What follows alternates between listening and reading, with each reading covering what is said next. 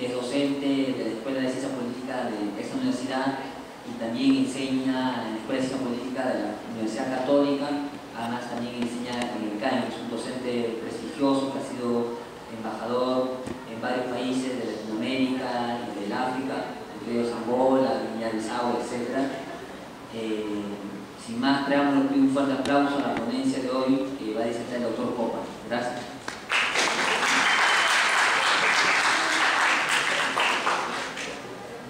Bien, buenas tardes a todos. Les agradecería si se pueden acercar porque me siento solito acá. No siento calor humano. A ver si quieren acercarse, por favor, les pido, les ruego que se acerquen, a ver si por lo menos me pueden complacer.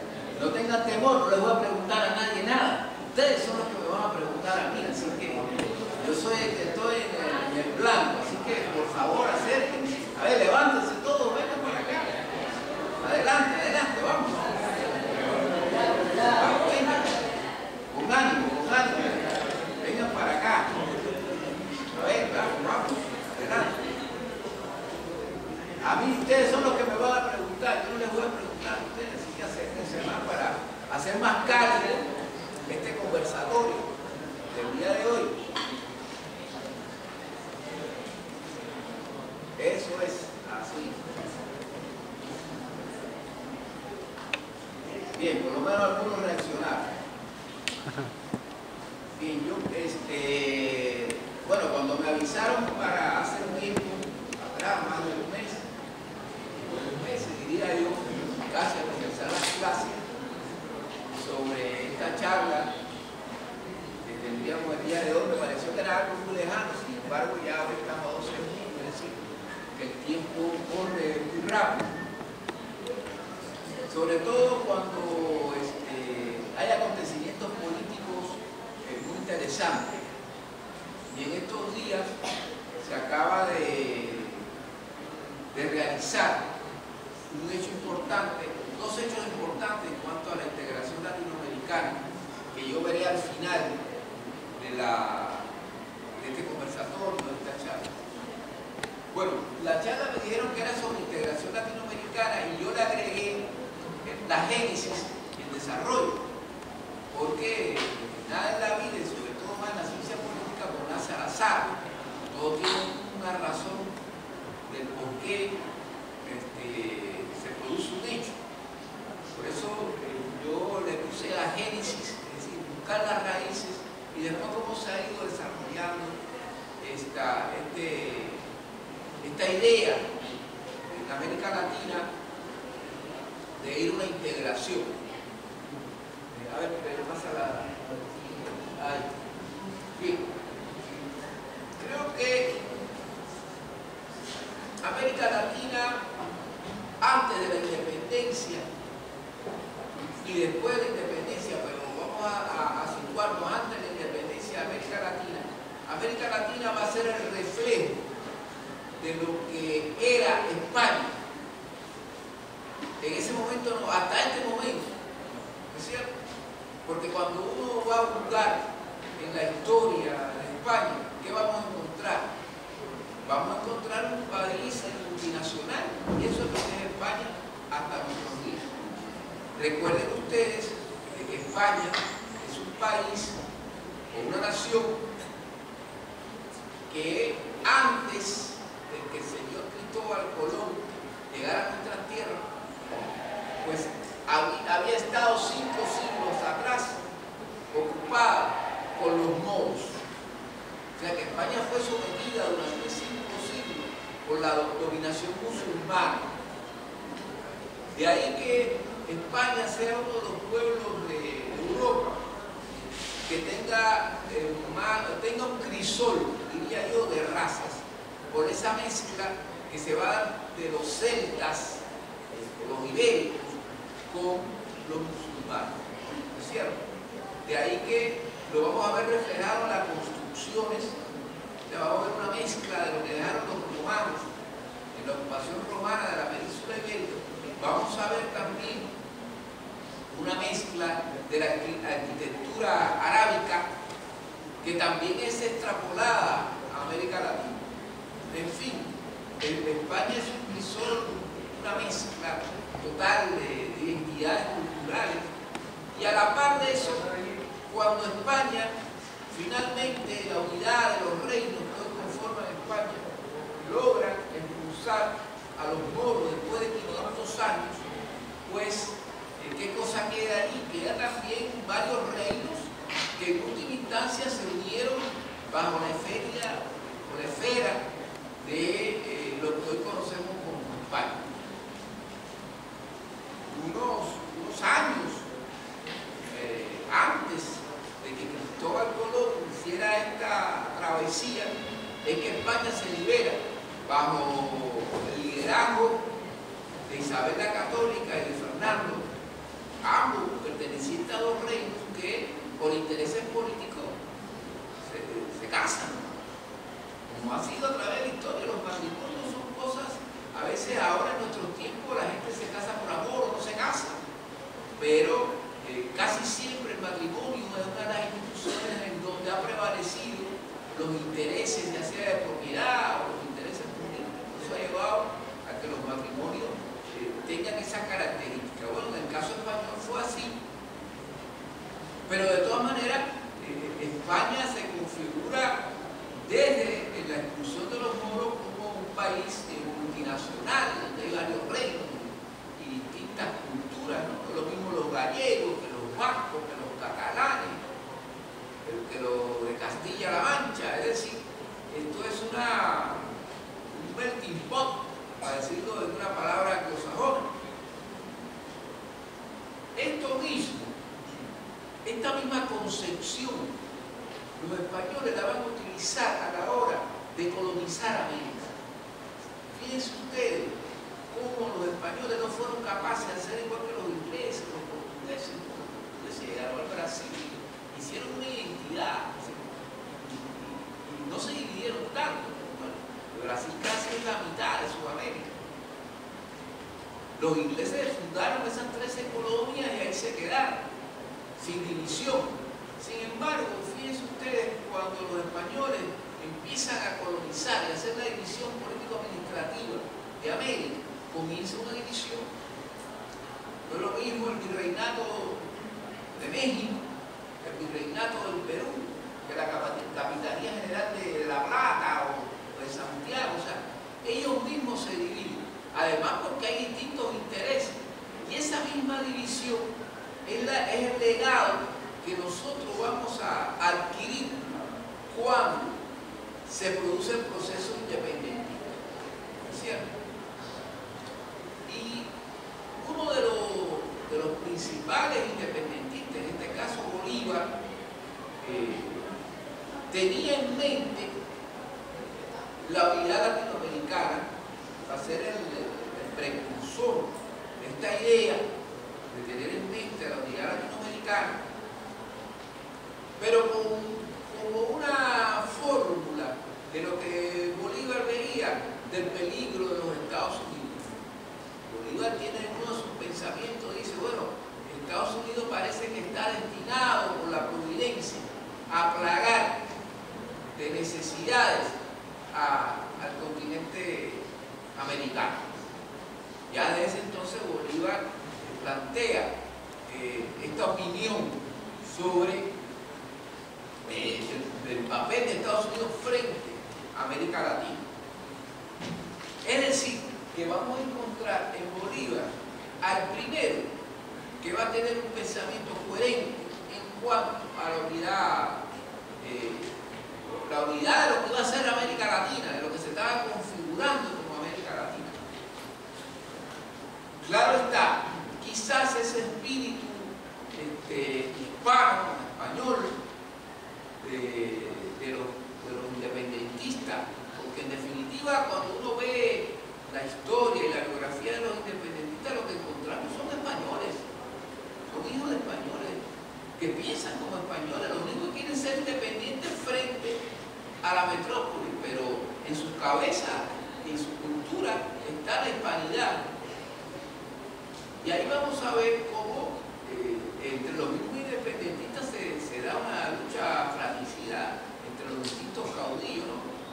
Bolívar contra Báez, Santander, Sucre por un lado, la famosa reunión de Bolívar con San Martín acá en el Perú, de que no hay testimonio, no se sabe qué se dijo ahí. Lo único que se sabe es que San Martín se molestó tanto que se fue y se retiró de la lucha. O sea, ¿qué habrán discutido esos dos grandes hombres? En fin, las aspiraciones de Bolívar de convertirse en rey acá en el Perú, o aspiraciones imperiales.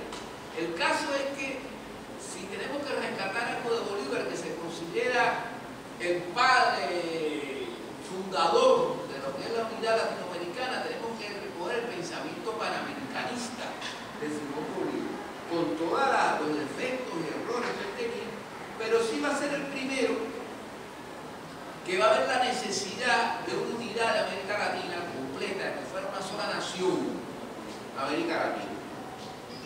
Y su criterio es el famoso panamericanismo, de Bolívar, frente a lo que va a ser la doctrina Monroe, de James Monroe, uno de los padres fundadores de los Estados Unidos, en donde Monroe nos va a decir de que, o va a dar el eslogan, sin cada término, de América para los americanos. América para los americanos, que hay que leerlo en dos vertientes, o dar una doble lectura. América para los americanos, ahí lo que Monroe estaba diciendo, que la América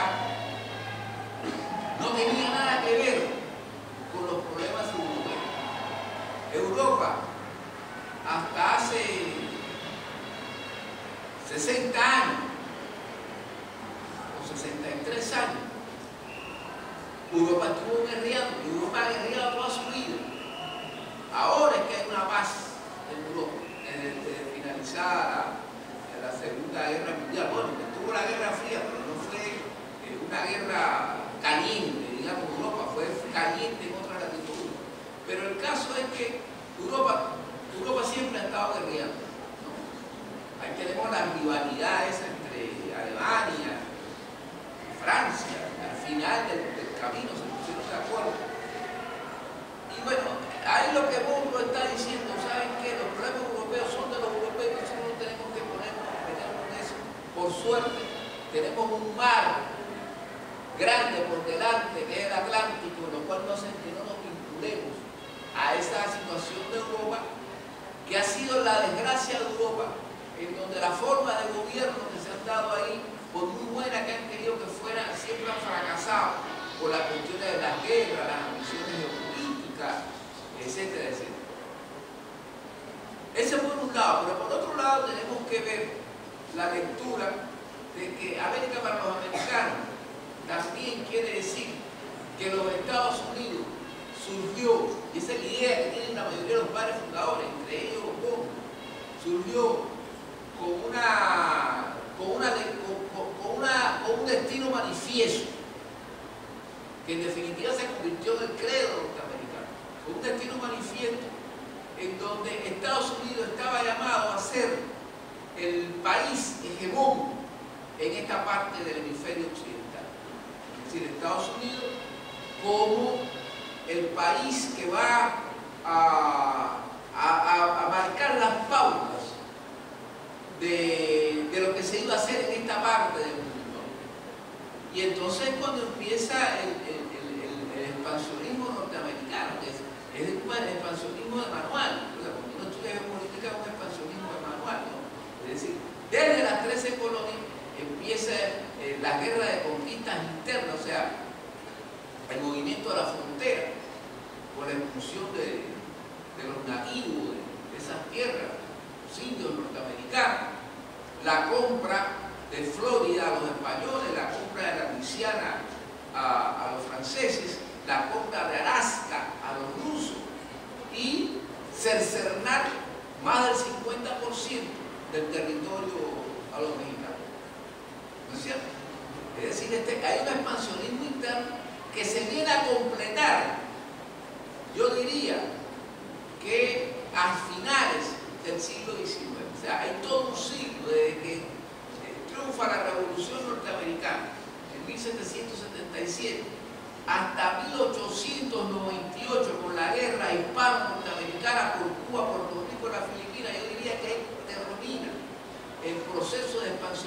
interno en los Estados Unidos con la conquista de Cuba y Puerto Rico, arrebatada a España, una nación fuerte, joven, vigorosa, frente a un anciano imperio decadente como era el español. Y se impone la voluntad norteamericana en esa guerra hispano-norteamericana, de la cual Lenin dijo que fue la primera guerra imperialista que se daba en el mundo.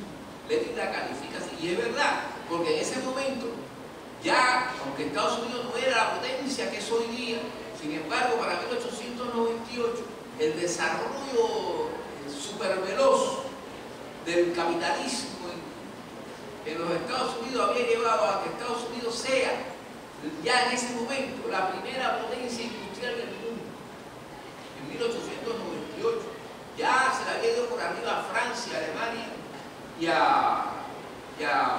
al Reino Unido.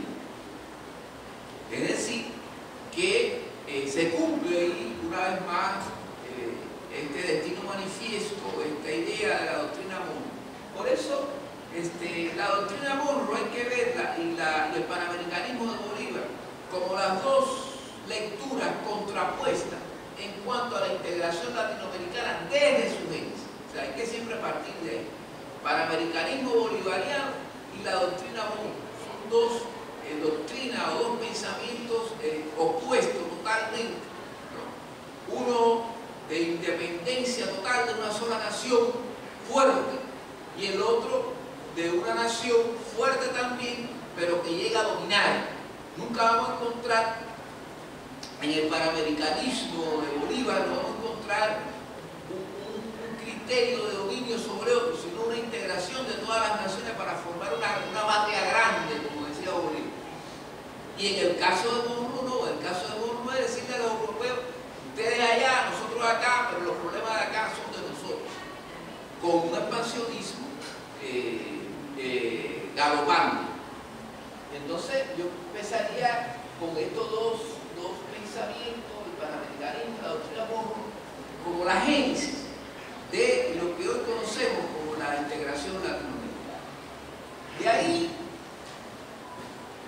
vamos a saltar un poco y a llegar para la década de los 80 y 90 del siglo XIX.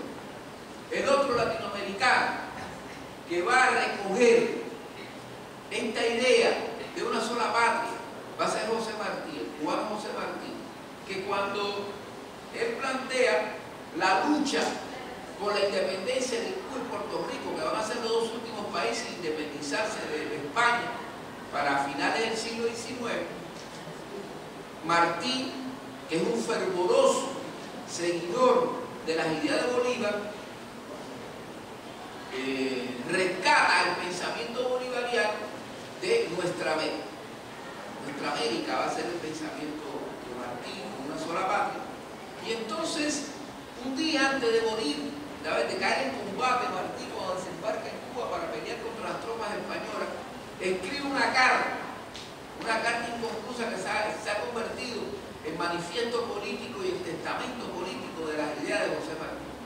Una carta que él le escribe a su amigo Manuel Mercado, un amigo mexicano, y le dice: queridísimo amigo, entrañable amigo, con la verborrea lírica y de prosa que tenía Martí, que era muy interesante, no solamente era abogado político, era un gran poeta, un gran literario, y le dice: bueno, ya estoy todos los días por dar la vida por mi país, etcétera, etcétera. Y le dice, tengo que impedir a tiempo, con la independencia de Cuba y Puerto Rico, que Estados Unidos caiga con una fuerza más sobre el resto de las Américas. Yo creo que fue un pensamiento, cuando él dice eso, creo que me da como una suerte así después digamos,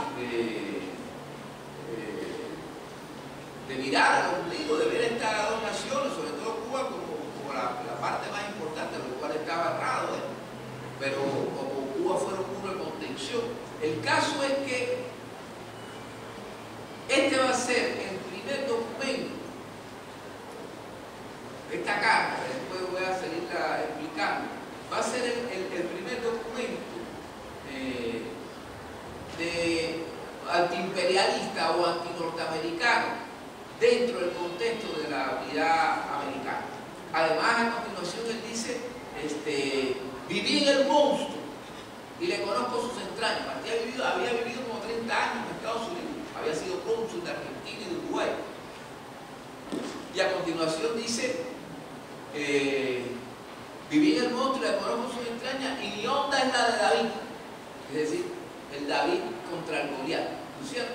O sea que hay un pensamiento antiimperialista que encierra esta carta, es vista como el primer documento latinoamericano que hace mención a lo que sería después esta rivalidad o esta antípoda entre los Estados Unidos y América Latina. Martí recoge también en este pensamiento, en sus ideas, recoge también el panamericanismo bolivariano, va a ser el patriota latinoamericano que va a recoger el guante echado por Bolívar y trata de reivindicarlo en sus ideas frente a los Estados Unidos. Incluso él cuenta en una de sus obras, una obra luminosa, en que dice, bueno, que cuenta que un viajero, era él, un viajero había llevado a Caracas, sin quitarse el polvo del viaje, lo primero que hizo fue ir a la tumba de Bolívar. Era él, o sea, porque al padre, el fundador de América, pues hay que rendir en el iglesia. Entonces, si tenemos Bolívar como el primero en la génesis, tenemos Martí como el continuador, yo rescataría entonces algo muy importante que se va a dar en el Perú, y es el pensamiento antiimperialista latinoamericano. Por un lado, de dos corrientes que van a nacer en los años 20, la de Julio Antonio Mella, un cubano americano, y la del peruano Víctor Raúl de la Torre. Y son dos corrientes. La primera es una corriente marxista. Julio Antonio Mella, un cubano americano, fundador del Partido Comunista Cubano en los años 20, va a tener una idea antiimperialista frente a Estados Unidos y de unidad latinoamericana, pero desde una concepción marxista. Él lo ve de una concepción marxista dentro de lo que es la lucha de clases, ¿no es cierto? De ahí su gran discrepancia que va a tener en México, cuando Víctor Raúl de la Torre y Julio Antonio Mella van a estar exiliados en México. De ahí su gran discrepancia. Y Julio Antonio Mella incluso escribe un pequeño libro que se llama ¿Qué es el ARPA?, criticando a Víctor Raúl de la Torre en referencia a Arama, fundada por Víctor Raúl. Dice que es el ARPA, Asociación para Revolucionarios Arrepentidos, le pone Julio Antonio Mella, criticando esta idea, él está en contra de este reformismo socialdemócrata, antiimperialista, sí, pero él le decía que era un reformista socialdemócrata, que no iba a llegar a ningún buen puerto, que no iba nunca a hacer la revolución. Esa es la idea que tenía Julio Antonio Mella. Bueno, Julio Antonio Mella mandado a asesinar, un dictador en Cuba, y es asesinado en las calles de México. Un gran intelectual, pero muere muy joven. Y el otro es Víctor Raúl. Yo rescato no solamente el pensamiento antiimperialista de Víctor Raúl en el sentido de que él ve el imperialismo como un motor de desarrollo desde el punto de vista del progreso tecnológico, pero su crítica viene por las ambiciones hegemónicas del imperialismo. Pero lo interesante aquí es que es el primer latinoamericano, el primer político latinoamericano, hasta la fecha, hasta el día de hoy, que funda un partido latinoamericano. Porque esa es la idea conceptual de la fundación de un partido a escala regional. Y entonces vamos a encontrar partidos apristas en varios países. En Cuba hay un partido aprista pequeño que desapareció, fue barrido por el triunfo de la Revolución Cubana, pero existía. En Venezuela hay otro partido de origen aprista que estuvo gobernando hasta la llegada de Chávez, que es lo de Acción Democrática, los llamados ADEC. En Costa Rica, el Partido de Liberación Nacional de José Figueres, también con raíces apristas, ¿no es cierto? Es decir, la socialdemocracia latinoamericana va a beber mucho del aprismo. Y lo rescatable, yo decía, de Víctor Raúl de la Torre es esa idea que él va a tener de hacer la Alianza Popular Revolucionaria Americana, es decir, un partido latinoamericano. Va a ser el primero y el único que va a tener esa idea. Después no vamos a encontrar ningún otro político ni pensador latinoamericano que trate de fundar un partido que se adhiera a las raíces del latinoamericano. Otra de los importantes es el surgimiento del peronismo en Argentina. El peronismo es una variable antiimperialista, populista nacional. Y explicamos por qué. ¿Cómo surge el peronismo? Bueno, en primer lugar, Perón es un hombre, es un militar dentro de un país como Argentina, la Argentina de los años 30, en que va a tener un gran desarrollo.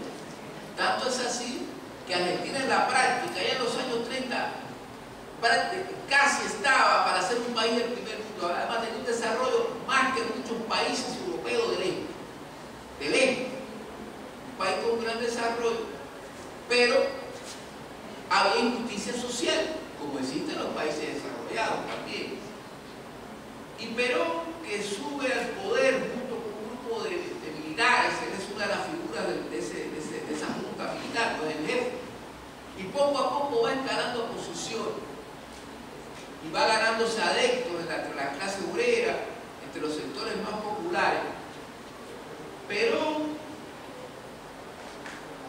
va a recoger esa idea de lo que es el populismo en el sentido de hacer un gobierno de unidad nacional, hacer un gobierno de alianza entre las clases políticas, o de las clases sociales, perdón. Es decir, una alianza entre los obreros, los campesinos, los profesionales, los intelectuales, los sectores militares, la burguesía nacional industrial, fundamentalmente. Y surge, una vez llegado al poder Perón como el expresidente electo en 1945, surge, al igual que se había dado en el Brasil de los años 40 a los 30 con Vargas, Julio Vargas, surge el populismo. Y para ilustrar esto, nada más que interesante es que Perón, cuando había sido ministro del Trabajo antes de ser presidente, vamos a encontrar un hombre que había tenido fascinación por el fascismo en Italia. Él se había formado en Italia Mussolini, en esa Italia fascista, y le gustó la idea de ese Estado corporativo, es decir, un Estado que desde arriba organiza la sociedad, ese Estado corporativo. Y es ahí que vamos a encontrar como Perón, cuando llega al poder, una de las cosas que hace es darle muchos beneficios a la clase obrera. En el año 45, CTS, que eso no lo veía nadie, vacaciones, construcciones de hospitales, de escuelas. Es decir, una clase obrera pudiente, mucha facilidad al capital industrial nacional argentino. Pero la idea de Perón era ni con el capitalismo ni con el comunismo, decía él. Nosotros somos una tercera vía, el justicialismo, que así se llama el partido aprista. Todo el mundo dice el partido peronista, ¿no? Se llama partido justicialismo, lo que todo el mundo lo conoce como el partido peronista. Y entonces el justicialismo era como una tercera vía. Sin embargo, Perón va a estar muy resentido con los Estados Unidos una vez terminada la guerra mundial. ¿Por qué? Porque Argentina va a ser quizás el único país latinoamericano que es neutral.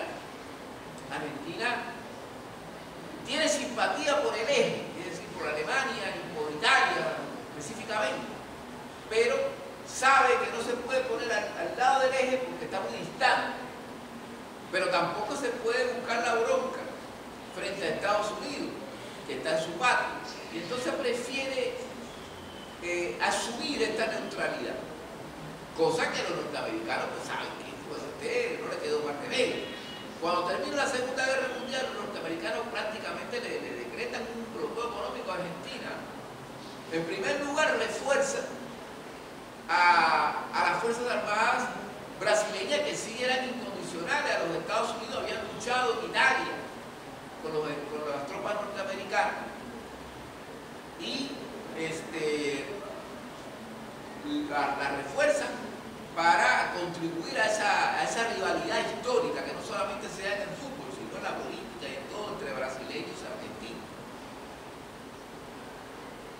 Le dice a los europeos, ustedes saben que Europa, después que terminó la Segunda Guerra Mundial, Estados Unidos, para tratar de levantar las ruinas de las ruinas a Europa, hace una gran ayuda económica, conocido como el Plan Marshall, que inyecta dólares a la economía europea.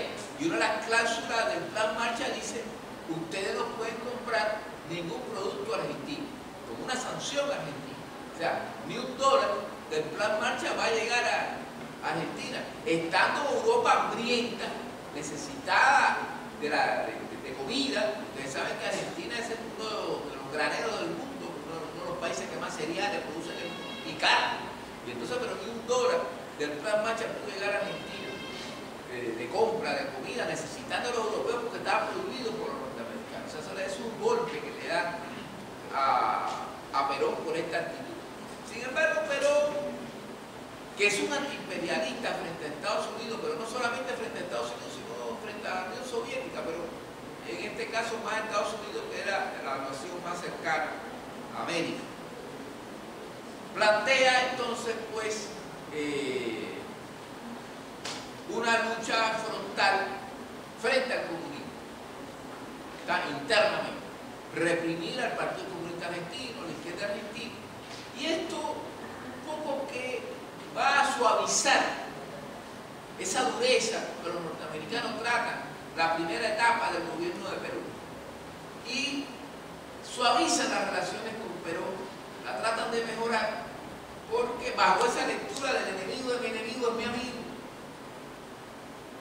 y ven en Perón, bueno, un aliado táctico, no estratégico, pero sí táctico, que le puede servir a sus intereses de contención del comunismo en Argentina y en América Latina. Pero sin embargo, en el caso de Perón y en el caso del peronismo, del Partido Justicialista, también tenemos que rescatar que es un partido que busca la unidad latinoamericana, porque está en sus estados, sin haber dado muchos avances, pero por lo menos los proclama. Y segundo, que es un partido antiimperialista, sobre todo contra los Estados Unidos. Entonces ya por ahí ya vamos avanzando un poco a lo que es nuestro tema de hoy. Después, no tenemos después del peronismo, la otra variante que viene se va a plantear en el año 59, con el triunfo de la Revolución Cubana. Pero aquí la unidad latinoamericana, la integración latinoamericana va a venir con una lectura marxista y va a estar enfocada en el pensamiento de Fidel Castro y de Ernesto Guevara, dos de los grandes comandantes de la Revolución Cubana. Y lo plantean ellos a partir de la lucha de clase y de la lucha revolucionaria, de la lucha guerrillera, frente a los Estados Unidos, como el enemigo fundamental, no solamente de la humanidad, sino como el enemigo fundamental de América Latina, y el cual ha impedido en todo momento la unidad latinoamericana. Hay un famoso discurso del Che Guevara en Punta del Este, Uruguay, en una reunión económica que se da allí, donde el Che pues danza una diatriba tremenda contra los Estados Unidos, en donde se arroga el derecho el Che Guevara, dice: yo no soy ni argentino ni cubano, excelencia, yo soy un latinoamericano, que esa es la patria grande, rememorando a Martí y a Bolívar, y dan su discurso antiimperialista de grandes proporciones y contra los Estados Unidos. Obviamente no triunfó, los gobiernos, los representantes de los gobiernos que estaban allí pues eran latinoamericanos, la afinidad era con Estados Unidos y no con guerrillero.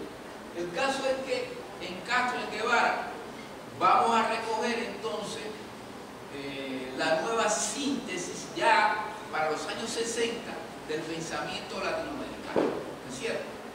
Un pensamiento latinoamericano que va a estar signado como el pensamiento más belicista que hasta ese momento se había dado en América Latina, porque va a ser el pensamiento de lo que es la exportación de la revolución para liberar a América.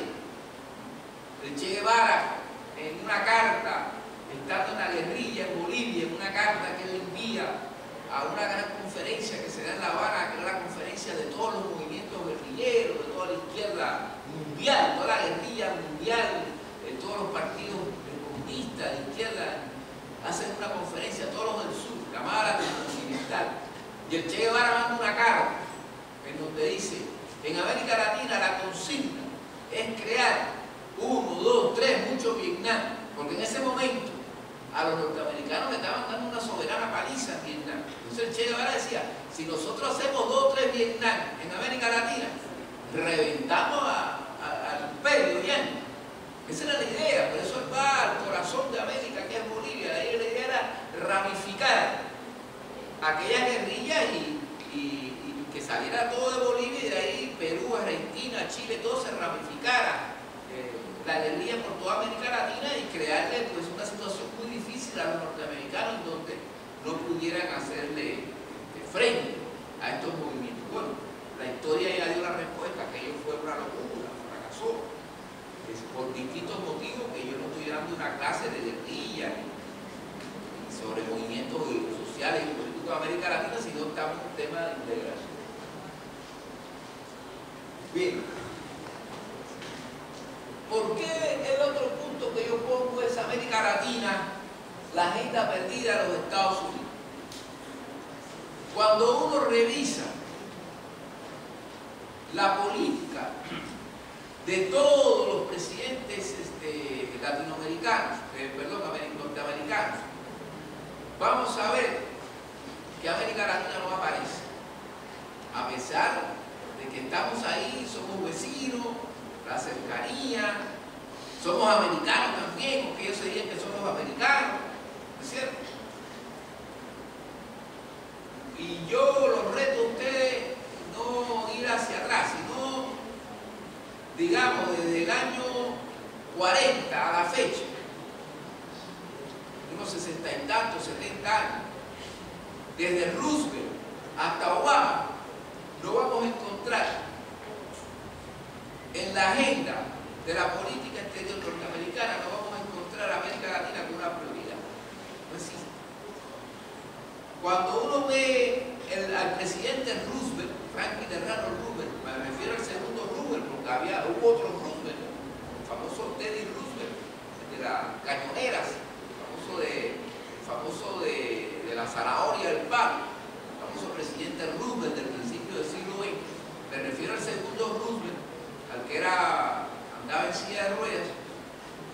Roosevelt, cuando asume la presidencia bajo una crisis económica tremenda que trata de arreglar ese país, además tiene el reto después de la Segunda Guerra Mundial, va a ser el primero que va a poner un punto en la agenda a América Latina, bajo lo que él llamaba el New Deal, no solamente en lo económico, sino también en política exterior. Y bajo el esquema del New Deal, él pone a América Latina y dice: bueno, hay que cambiar las relaciones con América Latina, hay que buscar un acercamiento con América Latina, por eso pone el nuevo trato, New Deal.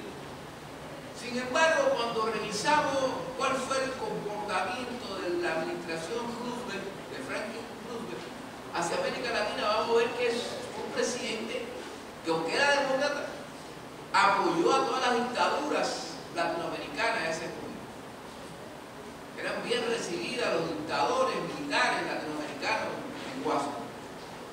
Hay una anécdota que cuenta de una visita del dictador nicaragüense Anastasio Somoza a Washington, donde llega y es recibido en la Casa Blanca por el presidente Roosevelt. Después el presidente Roosevelt, un periodista, le pregunta: presidente, Anastasio Somoza es un dictador, es un HP. Y entonces él le dice: bueno, sí, es un HP, pero es nuestro HP, es diferente.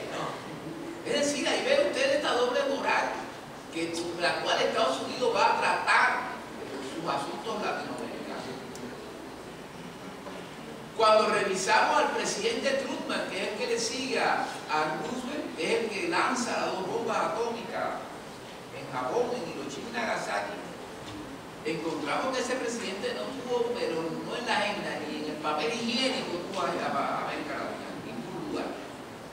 Y ahí siguen los demás. Eisenhower, el famoso general de 5 estrellas, héroe de la Segunda Guerra Mundial, lo único que hizo fue mandar a su vicepresidente, a Richard Nixon, que después fue presidente, a América Latina, una gira.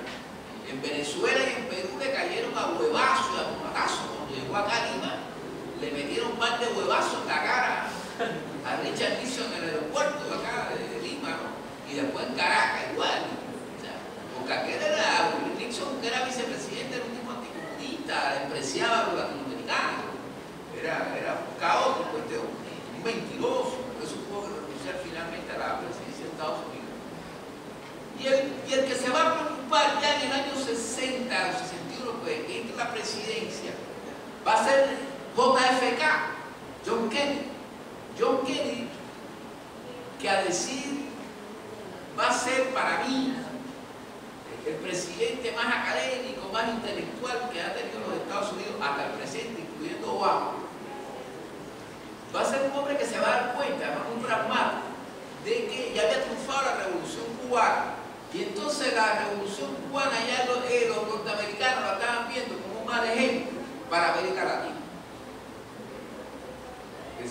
Decían ellos, si se nos dan 2 o 3 Cuba, esto se vuelve insoportable. Y entonces cuando, de cierta manera, podemos decir que Kennedy le da cierta atención, no es prioridad en su agenda, pero le da cierta atención a América Latina, y es cuando crea la famosa Alianza para el Progreso.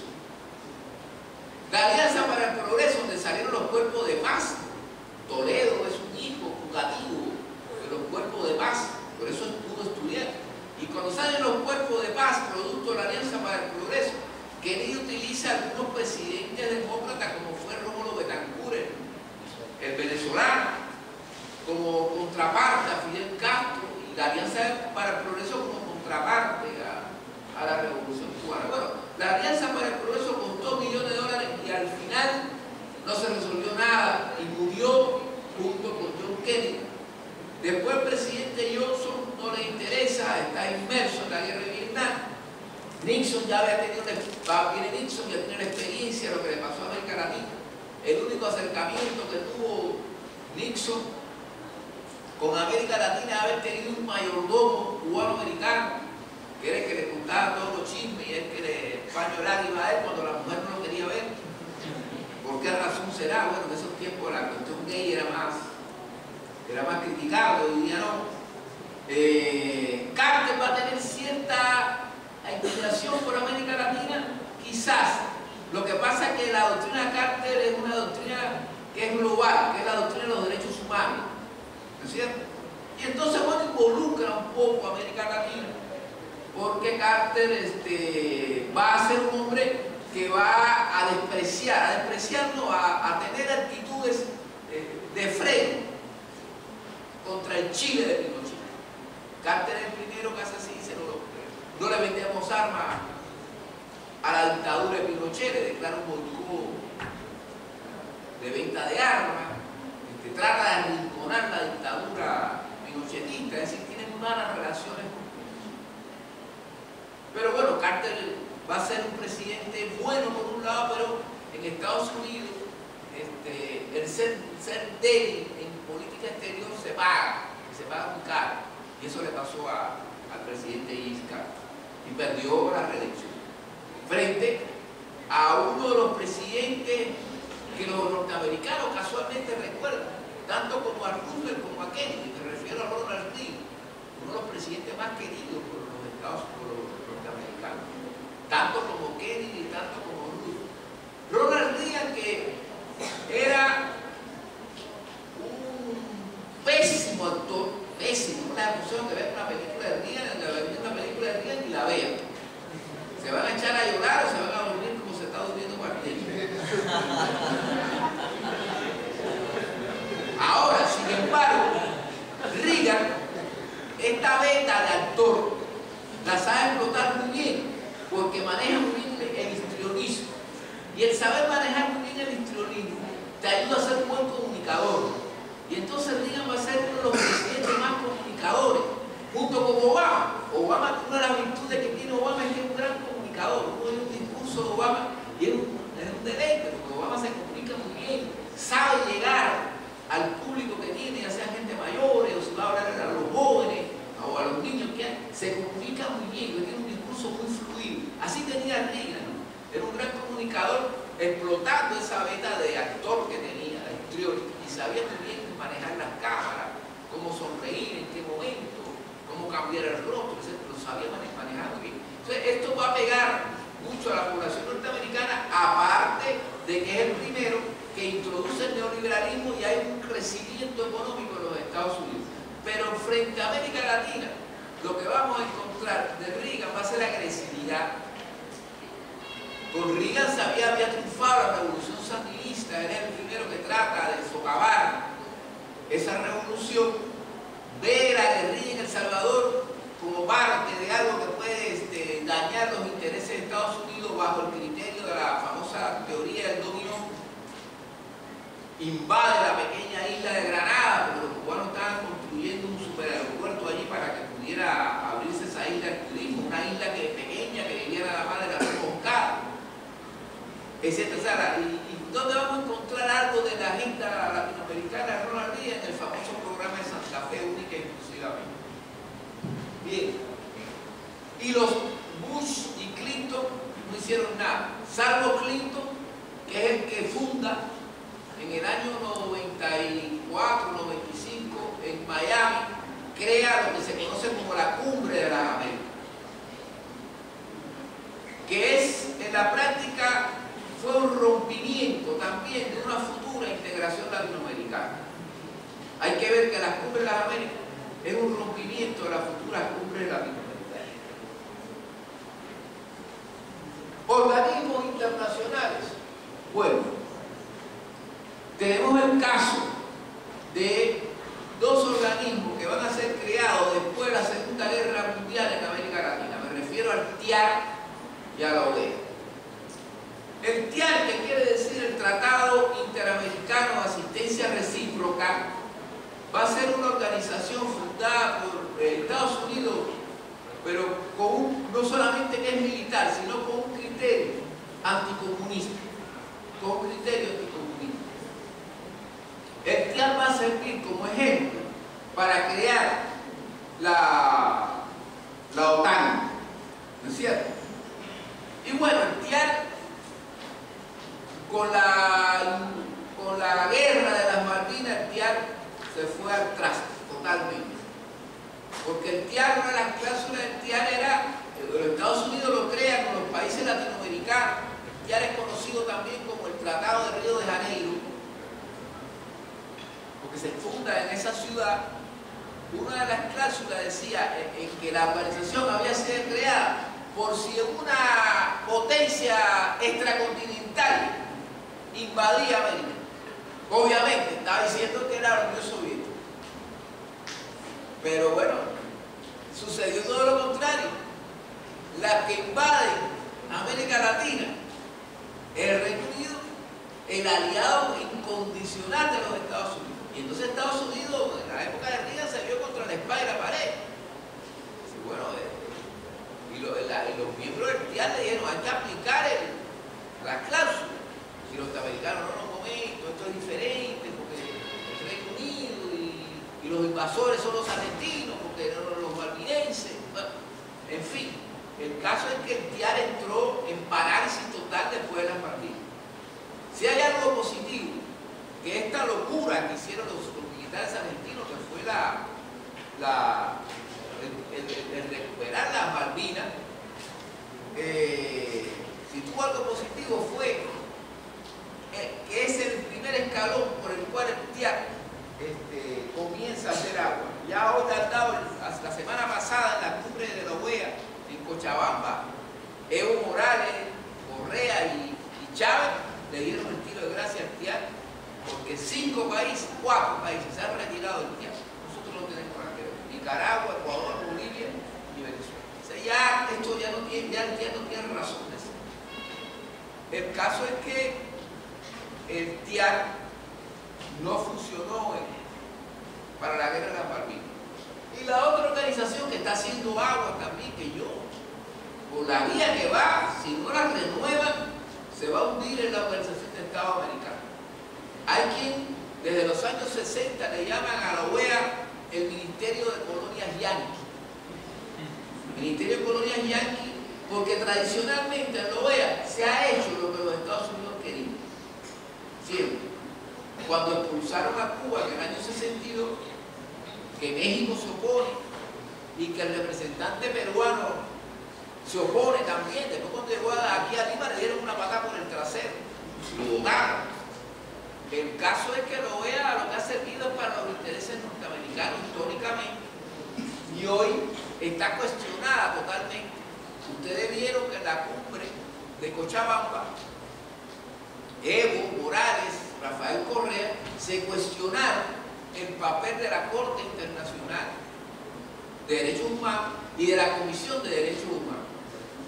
Claro, ellos lo hacen como una crítica que les conviene, pero son muy críticos sobre el papel de la prensa y toda una serie de manifestaciones.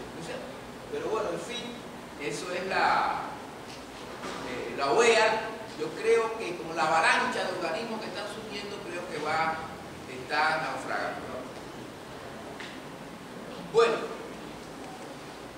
no solamente va a ser Estados Unidos el que de cierta manera va a impedir o quiere estar presente para que no se dé una integridad de los países latinoamericanos exclusivamente. También España.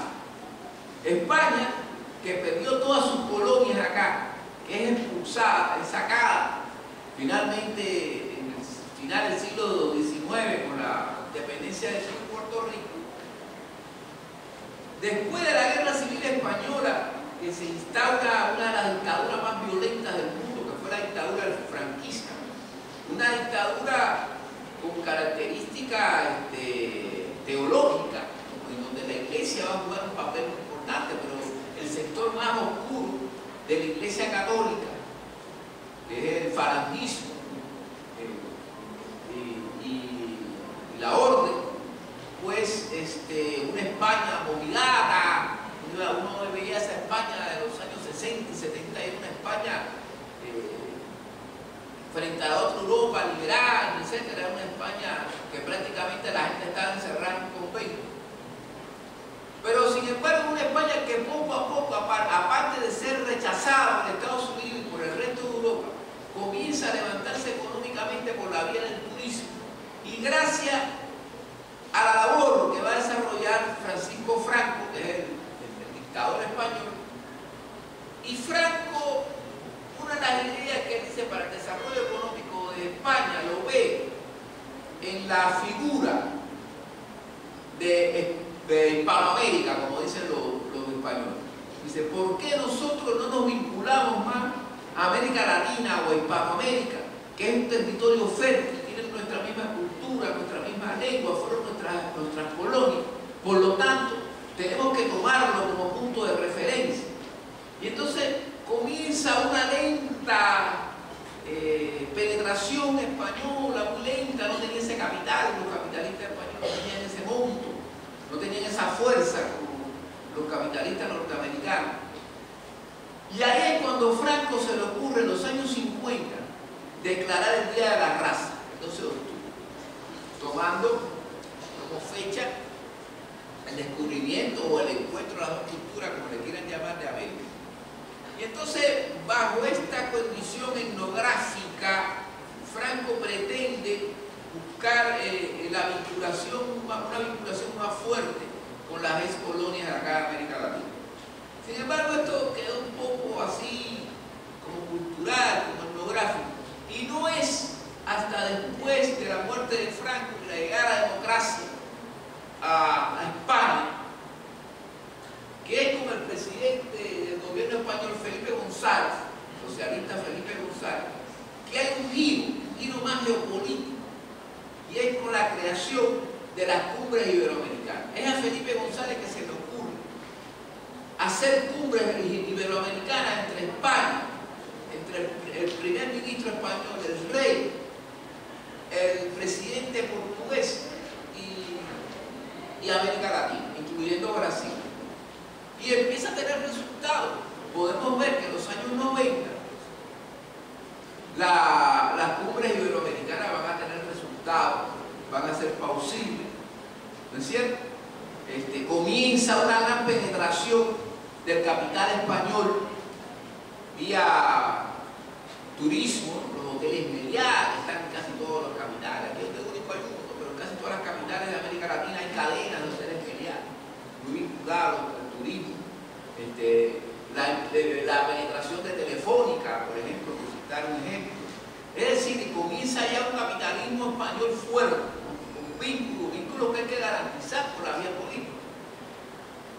Y estas cumbres van a tener un gran resultado, sobre todo en esa década perdida políticamente, que fue la década de los 90, y la fuerza que va a tener España y el retroceso norteamericano. Estados Unidos comienza después de la Guerra Fría a preocuparse todavía menos de América Latina y ver sus intereses en otras latitudes del mundo. Y es ahí cuando estas cumbres empiezan a tener resultados. Pero yo diría que es a partir del año 2006 o 2007 que las cumbres iberoamericanas empiezan a dejar de tener interés. Ya hay algunos presidentes que no van, mandan al canciller. Yo diría que la famosa cumbre, que seguro ustedes se acuerdan, fuera del 2008 por ahí, cuando el rey le dijo a Chávez, ¿por qué no te callas? Yo creo que a partir del ¿por qué no te callas? Esas cumbres iberoamericanas empezaron a hacer algo. No obstante, sintomáticamente, fíjense ustedes qué curioso, los italianos están reclamando de pertenecer a la cumbre iberoamericana, porque ellos dicen, no, pero si es que la cultura latina nace de nosotros, y es verdad. Rumanía, que es un país de Europa Oriental, que es el único que tiene una lengua latina también dice, nosotros tenemos que estar ahí, somos latinos. Las colonias portuguesas de África, Mozambique, Angola, Guinea-Bissau, también plantean estar ahí, porque si no son portugueses, si está Brasil y Portugal, ¿por qué no estamos nosotros? Hay una isla, o un país africano que es una isla, que se llama Guinea Ecuatorial, en donde uno encuentra unos morenos más oscuros que los asientos donde están sentados ustedes, pero que habla un español súper castizo, madrileño, y también estos guineanos dicen, ¿por qué nosotros no estamos ahí? Es decir, que a pesar de estar cuestionada por los países latinoamericanos, sobre todo lo que es la trinchera del alma, hay simpatía y hay deseo de estar en la cumbre iberoamericana. ¿Hacia dónde van? No sé. Yo sí no la veo como parte de la integración latinoamericana, porque como ustedes ven, yo creo que puede ser una organización que se desborde más allá de las raíces nuestras, de las raíces latinoamericanas. Bueno, la otra integración, del otro punto de vista de la integración latinoamericana, surge en el año 99 con la gran transformación, o la nueva transformación, no la gran transformación es acá, la de Chávez es la nueva transformación. Ahí no hay hoja de ruta, hay hoja de barra, como dice Silencio López. Es el pensamiento bolivariano de Hugo Chávez. Chávez, que es un hombre que tiene una fijación enfermiza freudiana con Bolívar. No hay un discurso donde no cita a Bolívar, habla de Bolívar, ni cuando Bolívar estuvo al lado de nuestro padre dijo, y cuando Bolívar, y sacan el librito y lee, terrible, ¿no? Llega un momento que desespera. Y esta fijación lo llevó, o lo ha llevado, a querer hacer una patria grande, como la que soñó Bolívar.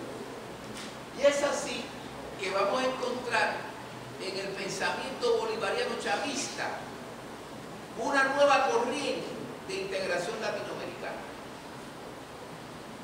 Y su expresión máxima se va a dar con la fundación del ALBA. El ALBA va a ser la contracorriente al ALCA. El ALCA es la Alianza de las Américas. Y en una de las cumbres iberoamericanas, Chávez lanza la idea del ALBA, que ya la había cocinado con Fidel Castro en una madrugada en Cuba. Castro le vende la idea de la integración latinoamericana, y entonces Castro dice, tenemos que crear una organización bajo los mismos criterios del CAM, que era el Consejo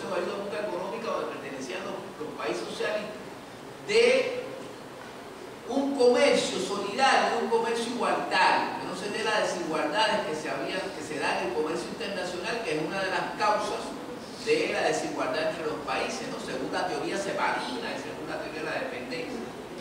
Y es ahí que surge la ley del ALBA y Chávez la vende en una cumbre y dice, en un mitin popular, dice, bueno, el ALCA se va al...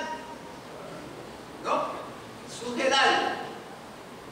Surge el ALBA primero entre Venezuela y Cuba, después se adquiere Bolivia, después se adquiere Ecuador, después Nicaragua y los países anglófonos y francófonos del Caribe por intereses. Y la punta fundamental del ALBA la vamos a encontrar en lo que se conoce como la diplomacia del petróleo. La diplomacia del petróleo. Ahora yo tengo un alumno de la Católica que está presentando en maestría una tesis muy interesante sobre la diplomacia del petróleo de Chávez. Bueno, aquí hay países que están amarrados. Si no son miembros, son observadores. Si los 5 miembros fundamentales, Cuba, Venezuela, Ecuador, Bolivia y Nicaragua, y después toda esta islita del Caribe, hay países observadores que le conviene estar ahí. Por ejemplo, la República Dominicana. La República Dominicana, que vive mucho del turismo, pero no tiene energía ninguna, es un país que se la pasa todo el tiempo oscura, más que alumbrado. Me contaba un amigo hace unos meses que había estado ahí, que tuvo 2 días en el aeropuerto de República Dominicana, que no podía salir, porque no había energía. No había energía. Un país que mueve 3 millones de turistas. O sea, no podía, las torres de control no podían funcionar. Y bueno, y estas islas del Caribe que no tienen plata, bien de turismo, no tienen plata para mantener una compra de petróleo sistemático, les conviene esa cercanía a la Venezuela poderosa del petróleo, porque le vende el petróleo a bajas condiciones, no como está en el mercado internacional, y hay una cercanía que permite la llegada de los buques petroleros de buena manera. El otro organismo de integración latinoamericana es UNASUR. UNASUR, visto en el sentido de que es la unidad de los países de Sudamérica. Hay países que no hablan español ahí, como Surinam, una colonia holandesa, la Guyana, que es inglesa. Y entonces la idea aquí es una idea que parte de Chávez y del difunto presidente argentino Néstor Kirchner, que va a ser su primer secretario general. Y la idea era que fuera no solamente una organización política, sino que tuviera un sentido cultural, económico, que rompiera esa frontera y que fuera algo muy sudamericano y que en donde también se buscara un sistema de defensa múltiple, los argentinos tirando el tema de las Malvinas, como siempre, un sistema de defensa múltiple donde todos los países actuaran. Y es así que surge la UNASUR. Pero más importante que la UNASUR es el año pasado el surgimiento de la Comunidad de Estados Latinoamericanos y el Caribe, el CELAC, como variante contra la OEA. Hay muchas especulaciones. Se plantea que el CELAC puede ser la espada que va a matar finalmente a la OEA. La OEA es muy cuestionada. Una de las cosas que se cuestiona más de la OEA, inclusive hasta la sede. Como la mayoría de los países de América Latina y la sede principal está en los Estados Unidos. ¿No es cierto? Y la mayoría de las agencias de la OEA están en Estados Unidos. Eso no tiene razón de ser. Y entonces los latinoamericanos aquí se sienten más libres porque entonces es un organismo regional desde México, del Río Bravo hasta la Patagonia, en donde no se incluye ni a Canadá ni a Estados Unidos. Si ellos no tienen nada que ver con nosotros. Y es un organismo que recién empieza y que yo creo que va a tener una gran potencialidad. Y lo sintomático de esto es que están todos los países latinoamericanos, no importa el modelo económico, no importa la forma de gobierno que tenga. Aquí lo importante es la unidad y la integración latinoamericana bajo el esquema de un pensamiento latinoamericano único, comunidad regional. Y esto es interesante porque puede ser el primer escalón de un futuro de una unidad latinoamericana integracionista, en donde la Unión Europea es un ejemplo. El ALBA ya está dando algunos pasos, pero es el ALBA. Yo creo que puede ser por la Comunidad de Estados Latinoamericanos. Y un paso importante es la creación de una moneda única. Cuando existan las condiciones. El ALBA, por ejemplo, trabaja con una moneda, que es el sucre. Es una moneda que no es física. Es para las transacciones financieras y económicas que hacen los países del ALBA. Es una moneda que es contable, vamos a llamarle así. Una moneda contable y que en esa moneda pues se manejan ellos. Ahora, hay que ver la Comunidad de Estados Latinoamericanos y del Caribe como una asociación de países que yo le doy una perspectiva interesante. Creo que si se quiere tener éxito, puede hacerlo. Creo que han empezado con buen pie. Han empezado con un pie de que, bueno, lo que se busca es la unidad latinoamericana por encima de las diferencias políticas que puedan tener. Se trabaja con una troika, se le llama. Es decir, el país sede de este año fue Venezuela. Pero junto con Venezuela presidía la mesa el país que va a ser sede el año que viene, que es Chile, que no tiene nada que ver con Venezuela. Y el que le sigue a Chile es Cuba. Entonces, es una troika en donde hay países con diferentes modos de ver la economía y la política, pero sin embargo lo que se busca por encima de esas diferencias es la unidad. Por eso yo creo que si se trabaja así puede tener futuro. Y que además no está la intromisión de países anglófonos y poderosos como Estados Unidos, bueno, y Canadá, que también es poderoso, es una de las economías más importantes. Me quiero ocupar finalmente de Mercosur y la Comunidad Andina. Mercosur es una organización económica que tiene también como modelo la Unión Europea, que puede ampliarse más, se le ve que tiene futuro. Están las dos grandes economías, o al menos los dos países más grandes de Sudamérica, que es Brasil y Argentina, que son los líderes de esta organización, en donde está Paraguay, Uruguay y Chile. Perú está de observador. Ya hay grandes ventajas. Mercosur sería una gran ventaja para el Perú, por ejemplo. Yo creo que Perú no debe dilatar su búsqueda de entrar a Mercosur, sobre todo por la potencialidad brasileña, no solamente por esta integración, sino la facilidad. Y hay lo que se llama la visa Mercosur, en donde los peruanos pueden ir a trabajar y estudiar a Brasil o Argentina con esta visa que le da ayuda, le da correspondencia. El Mercosur, dentro de la integración latinoamericana, es un peldaño, un escalón de integración económica que hay que verlo con perspectiva. No así el caso de la Comunidad Andina. Yo creo que la Comunidad Andina es algo que está por fenecer.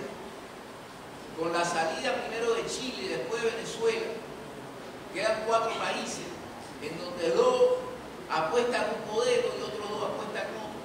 Me refiero a Ecuador y Bolivia por un lado y a Chile y Perú por otro. Hay una gran desunión ahí.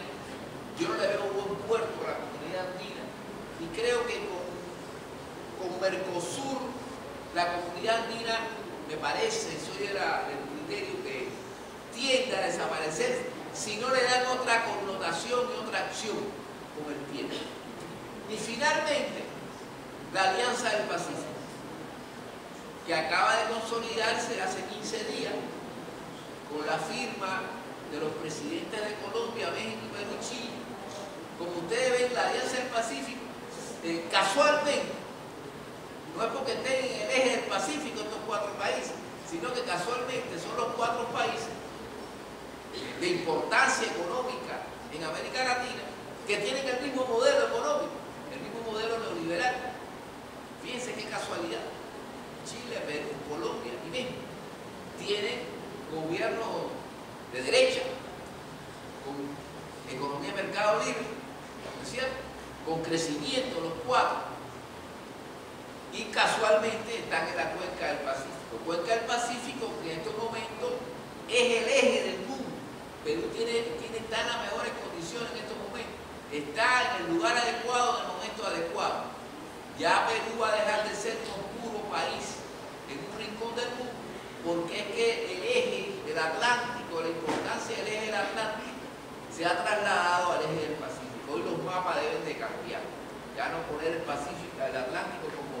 centro del mapa mundi, sino cambiarlo, correrlo hacia el país. En fin, esa es la idea. Yo le veo perspectiva en la integración latinoamericana. Creo que la integración latinoamericana debe comenzar como han hecho los europeos. Primero desde el punto de vista económico y después de una institución jurídica que permita con el tiempo crear instituciones democráticas para ir a una democracia cosmopolita, como dice David Held, en donde estas instituciones, desde el punto de vista de la jurisprudencia, que puede ser una corte latinoamericana que regule el derecho, o un parlamento latinoamericano que sea eficaz, con medidas vinculadas. Bueno, le doy la palabra a ustedes si tienen alguna pregunta, porque el único que ha hablado en más de una hora ha sido yo. Bien, adelante. El tema del imperialismo, hay un personaje en Latinoamérica, considero, Salvador Allende, en Chile, que por lo que leí ha sido el primer presidente marxista. ¿Se le consideraría un antiimperialista nato por excelencia o qué opinión se merecería este presidente? Bien, sí, Salvador Allende, bueno, ha sido el primer presidente marxista electo democráticamente, bajo los cánones de la democracia representativa. Bueno, indudablemente como marxista latinoamericano, Allende sí fue un antiimperialista tremendo. Mira, te cuento una anécdota. Allende era un político de vieja data en Chile. Y al triunfo de la Revolución Cubana, que él era senador del Partido Socialista. Y él, como tenía amigos comunistas cubanos, cuando triunfa este fenómeno de la Revolución Cubana, él viaja a La Habana y se hospeda en un hotel muy elegante. Y ahí lo visita un hombre que después fue comunista, que después fue vicepresidente de Cuba, Carlos Rafael Rodríguez, que era muy amigo de él. Y empiezan a conversar. Y en ese momento el hotel de él estaba frente al malecón de La Habana. Pasa una compañía, un batallón de motociclistas de Miami que habían ido a visitar, a festejar aquello. Y varias coristas de esta norteamericana, estas chicas que bailan y hacen cosas. Y él se asoma al balcón y ve aquello, ve los motociclistas de la policía de Miami, aquellas gringas bailando por todo el malecón de La Habana haciendo gorro. Y entonces se vino para mí y dice, oye, ¿qué revolución es esta? Porque los gringos están metidos aquí en tal puerta. Y entonces le dice, no, espérate, esto con calma, esto no puede ser así, porque tenemos Estados Unidos 180 kilómetros, esto está empezando, tú vas a ver, tienes que conocer a los verdaderos líderes. Y dice, Fidel, que no lo conozco, ya vas a ver. Y entonces esa misma noche, Carlos Rafael Rodríguez, este cubano, le trae al Che Guevara. Y ahí el Che Guevara, pues, lo engatusó a Allende contra la verborrea de la Argentina y ya vio cuál era el destino final de aquel proceso revolucionario. Pero si era un antiimperialista, te lo digo, bueno, fíjate cuando vio a aquellos gringos desfilando, dijo, ¿qué cosas hacen estos hombres esta gente acá? Así es. Bien, otra pregunta. Agradecemos la ponencia del doctor Luis Pompa, haciéndoles recordar a todos ustedes que el próximo martes a las 12:30 tenemos a todos en el Salón de Grados, que es la ponencia del profesor Quito Oliva Huero, que va a hablar política y economía en el Estado peruano, y la sesión que hace 2 martes se perdió con la matrícula del segundo a sexto año de ambas escuelas. Va a exponer el licenciado Matos, va a ser el próximo jueves 21 a las 2:30 de la tarde en la biblioteca. Muchísimas gracias.